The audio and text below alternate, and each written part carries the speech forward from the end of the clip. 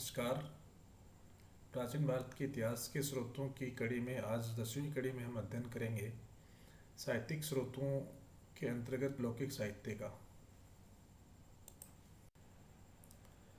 लौकिक साहित्य के अंतर्गत वो ग्रंथ आते हैं जिनका किसी धर्म विशेष से सीधा सीधा संबंध नहीं है और वो धर्म के अलावा अन्य विषयों के ऊपर उनके उनके ऊपर इसमें जानकारी दी गई है।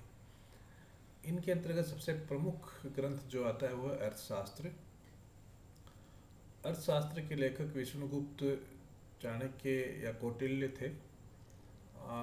हम सब लोग विष्णुगुप्त या चाणक्य के बारे में जानते हैं कि ये चंद्रगुप्त मौर्य के गुरु भी थे और उनको शासक बनाने में उनका महत्वपूर्ण भूमिका थी। चंद्रगुप्त मौर्य के शासनकाल में ये उनके प्रधानमंत्री भी थे और उन्होंने अपने अनुभव के आधार पर एक विस्तृत ग्रंथ लिखा जो 15 अधिकरण और 180 प्रकरण में विभक्त है।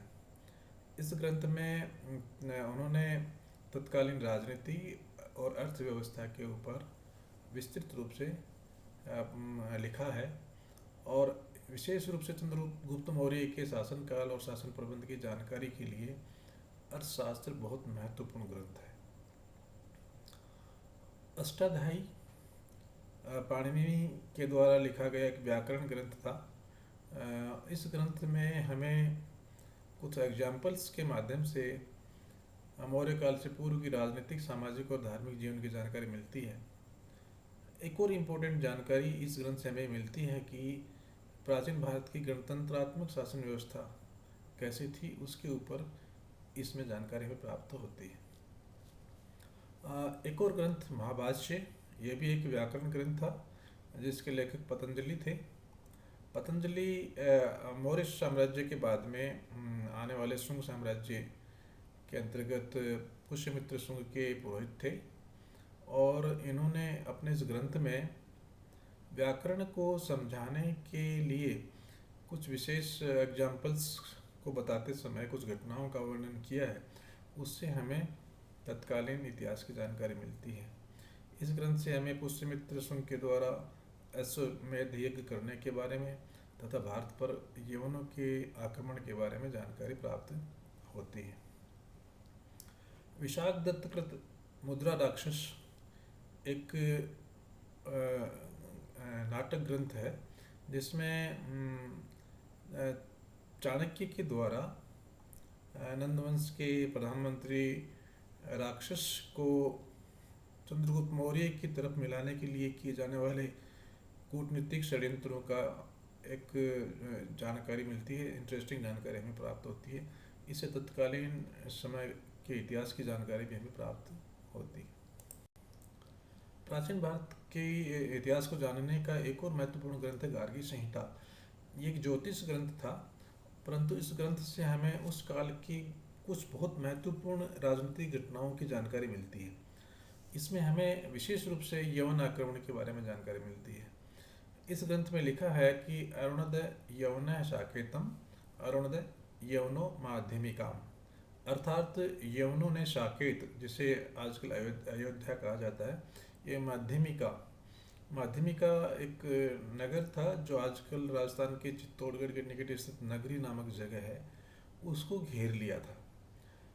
इस ग्रंथ से आगे ये भी पता चलता है कि अशोक के बाद में शाल्यशुक के बाद यवनों ने आक्रमण किया और सांकेत, पांचाल, मथुरा पर इन्होंने आक्रमण किया और आगे बढ़कर ये कुसुम ध्वज तक चले गए थे। कुसुम ध्वज जिसे हम आज पाटलिपुत्र के नाम से जानते हैं, वहाँ तक चले गए थे। तो ये हमें भारत के अंदर जो कमजोर होती शासन व्यवस्था है उसकी जानकारी देता है और यवनों के भारत के अंदर तक आक्रमणों की जानकारी ये प्रदान करता है।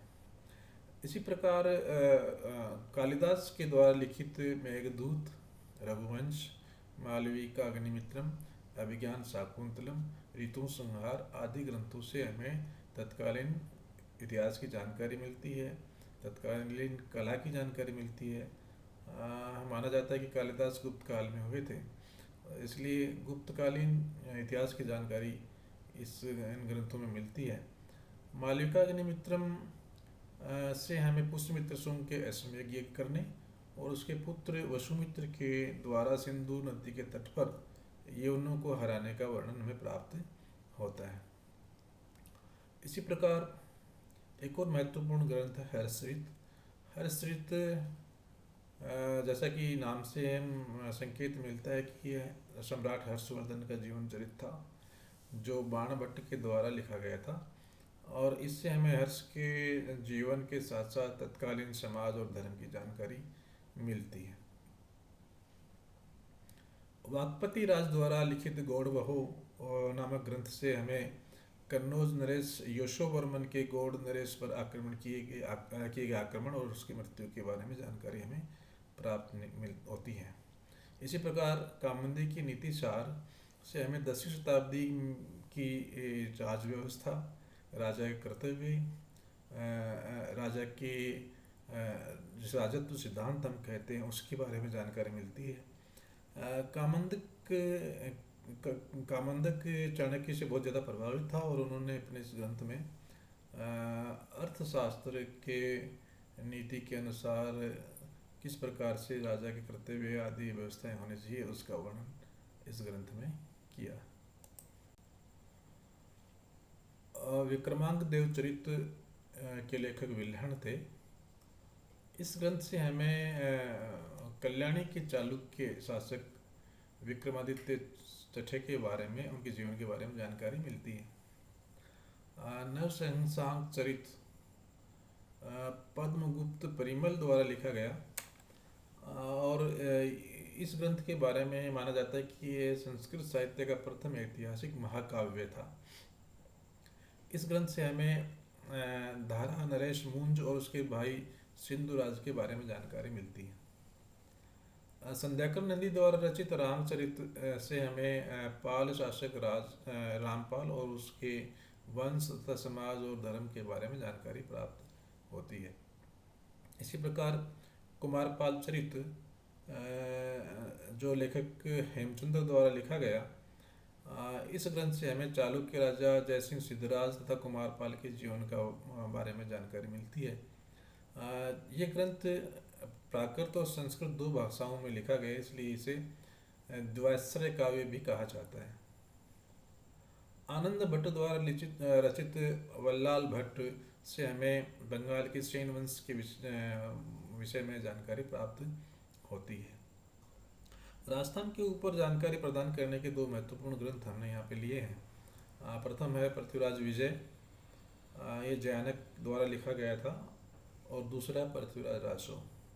प्रतियोगी परीक्षाओं में कई बार इनके लेखकों के विषय में पूछा जाता है।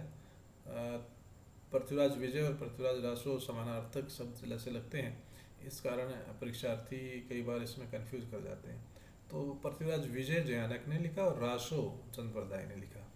इन दोनों ग्रंथों से हमें चौहान वंश के बारे में और पृथ्वीराज तृतीय के जीवन और उसकी घटनाओं के बारे में जानकारी प्राप्त होती है।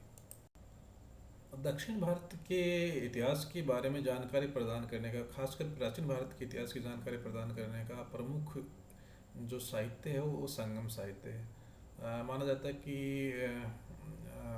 दक्षिण भारत के कुछ साहित्यकार एक लंबे समय तक मिलते रहे, जिसे हम संगम कहते हैं, और उसके अंतर्गत अनेक पुस्तकों की रचना की गई जिसे संगम साहित्य कहा जाता है।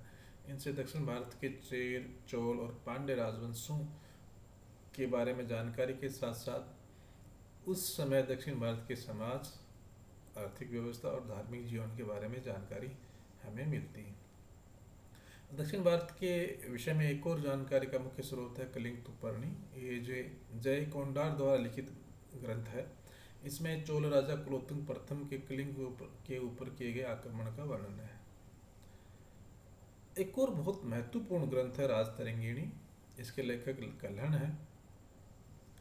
इसकी रचना 12वीं शताब्दी में हुई थी और इस ग्रंथ में कश्मीर के इतिहास के ऊपर विस्तृत और प्रामाणिक जानकारी दी गई है। कश्मीर का इतिहास लिखते समय आदिकाल से लेकर 1151 ईस्वी तक कश्मीर के ऊपर कौन कौन से शासकों ने शासन किया था, उसका कालक्रमिक विवरण इसमें मिलता है। और इस ग्रंथ में परमाणु को बड़ी अच्छी तरह से रखा गया है, और यहाँ तक भी लिखा गया है कि कोई आदमी जाके देखना चाहे तो घटना वहाँ देख सकता है वो परमाणु। इसलिए इस ग्रंथ को प्राचीन भारत का प्रथम ऐतिहासिक ग्रंथ माना जाता है। तो राजतरंगिणी के ऊपर कई बार बड़े क्वेश्चन पूछे जाते हैं कि लेखक कौन थे, किस बारे में जानकारी मिलती है, या फिर प्राचीन भारत का प्रथम ऐतिहासिक ग्रंथ कौन सा था। ऊपर उल्लेखित ग्रंथों के अलावा प्राचीन भारत के इतिहास के बारे में जानकारी देने के बड़े स्रोत हैं, बड़े साहित्यिक स्रोत हैं, जिनमें उत्तर भारत से संबंधित ग्रंथ भी हैं और दक्षिण भारत से संबंधित ग्रंथ भी हैं। यहाँ कुछ संकेत रूप में हमने ग्रंथों का उल्लेख किया है, जिसमें मृच्छकटिकम ब्रैकेट में हमने उसके लेखक का नाम लिखा है, शूद्रक इसके लेखक थे। वात्सायन द्वारा रचित कामसूत्र, दंडी द्वारा लिखित दस कुमार चरित, क्षेमेंद्र द्वारा लिखित अवदान कल्पलता, सोमेश्वर द्वारा लिखित कीर्ति कौमुदी, सोमदेव द्वारा लिखित कथा सरित सागर, गुणाढ्य का व्रत कथा और क्षेमेंद्र का व्रत कथा मंत्री। इन दोनों ग्रंथों में भी समानार्थक शब्द होने के कारण कई बार लेखकों के बारे में पूछा जाता है। तो व्रत कथा गुणाढ्य ने लिखी और व्रत कथा मंजरी क्षेमेंद्र के द्वारा लिखी गई है। नीति के कुछ ग्रंथ हैं, उनसे भी हमें जानकारी प्राप्त होती है। हितोपदेश नारायण के द्वारा लिखा गया, और पंचतंत्र जो बहुत ही विख्यात ग्रंथ है, इसे विष्णु शर्मा ने लिखा। इसके अलावा रासमाला सोमेश्वर के द्वारा लिखा गया, प्रबंध कोश राजशेखर के द्वारा लिखा गया, प्रबंध चिंतामणि मेरुतुंग ग्रंथ है। इसी प्रकार नैषध चरित श्रीहर्ष के द्वारा लिखा गया, किरातार्जुनीय भारवी के द्वारा लिखा गया, शिशुपाल वध, प्रतिज्ञा योगेंद्रायण एवं स्वप्न वासव दत्ता नामक ग्रंथ माघ द्वारा लिखी गई, मुद्रा राक्षस और देवीचंद्र गुप्तम विशाख दत्त द्वारा लिखे गए। ये ग्रंथ मुद्रा राक्षस और देवीचंद्र गुप्त काल के बारे में जानकारी प्रदान करने के बड़े महत्वपूर्ण ग्रंथ हैं। देवीचंद्र गुप्तम से एक ऐसे गुप्त शासक के बारे में जानकारी मिलती है जिसका अन्य और किसी प्रकार से हमें जानकारी प्राप्त नहीं होती। इसी प्रकार मालती माधव, महावीर चरित एवं उत्तर रामचरित भगवती द्वारा लिखे गए, बाल रामायण, बाल भारत, विद्वशाल भंजिका, कर्पूर मंजरी एवं काव्य मीमांसा राजशेखर द्वारा लिखे गए, काव्यादर्श एवं दस कुमार चरित, अवंती सुंदरी कथा दंडी के द्वारा लिखे गए। हर्ष ने भी कुछ ग्रंथ लिखे थे, इनके ऊपर भी कई बार क्वेश्चन आता है कि हर्ष द्वारा लिखित कौन कौन से ग्रंथ हैं, या इन ग्रंथों में से कौन सा ग्रंथ हर्ष द्वारा लिखित नहीं है। माना जाता है कि हर्ष ने 3 ग्रंथ लिखे थे, नागानंद, रत्नावली और प्रियदर्शिका। अमोघ वर्ष एक राष्ट्रकूट शासक था, उसने भी एक ग्रंथ लिखा जिसका नाम कविराज मार्ग था। इसके अलावा कृष्णदेव राय विजयम नामक ग्रंथ दूरजटी द्वारा लिखा गया। साहस भीम विजयम, या जिसे गदायुद्ध भी कहते हैं, वो कन्नड़ के लेखक अरण्य के द्वारा लिखा गया। विक्रमार्जुन विजयम या पंप भारत, जिसे पंप ने लिखा। जीवक चिंतामणि, जिसे ध्रुव देवर ने लिखा। मणिमेखलई, जिसे स्थितले सत्यनारायण ने लिखा। और शिल्प का अधिकारम, जिसे इलियांगो आदिकल ने लिखा। इस प्रकार अगर हम गैर धार्मिक या धर्मनिरपेक्ष साहित्य की बात करें, जिसे हम लौकिक साहित्य भी कहते हैं, वो बड़ी मात्रा में प्राचीन भारत की जानकारी देने के लिए उपलब्ध है। हालांकि इन ग्रंथों को बड़ी सावधानी से समझने की भी ज़रूरत है, क्योंकि इनमें से बहुत सारे ग्रंथ केवल इतिहास के दृष्टिकोण से नहीं लिखे गए हैं, अन्य विषयों के ऊपर ग्रंथ लिखे गए हैं, परंतु इन ग्रंथों से हमें प्राचीन भारत के इतिहास के बारे में विस्तृत जानकारी प्राप्त होती है। आशा है यह टॉपिक आपके लिए उपयोगी सिद्ध होगा। धन्यवाद।